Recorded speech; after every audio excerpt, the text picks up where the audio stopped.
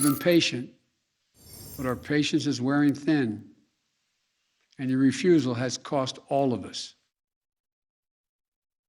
President Biden laying out his new plans to slow down the current COVID surge, focusing on the unvaccinated. Well, this is all fueled by the rising cases of the Delta variant and spiking hospitalizations from the virus. News 4's Ryan Breslin is live with what we know about the COVID-19 mandates. Hey, good morning, Ryan. Certainly a hot topic right now.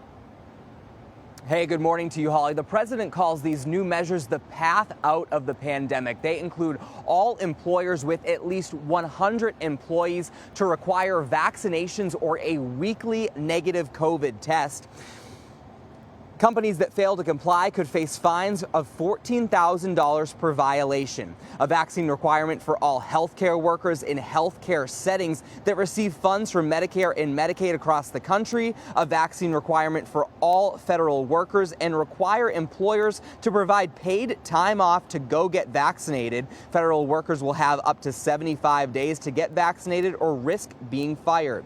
Governors require vaccinations on all teachers and school staff. This is not about freedom or personal choice.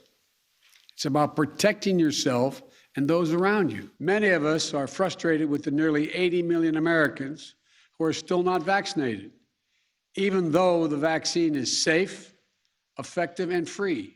This is a pandemic of the unvaccinated.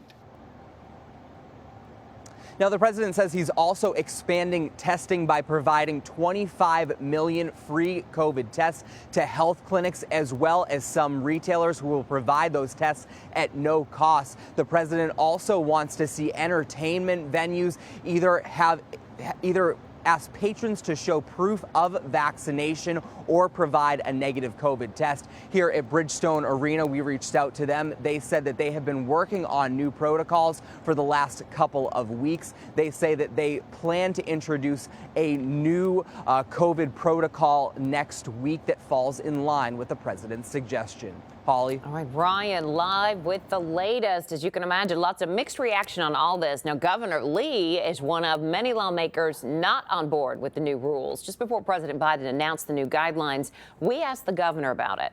Well, I think it's a terrible idea. I'm always going to encourage anyone to comply with the law.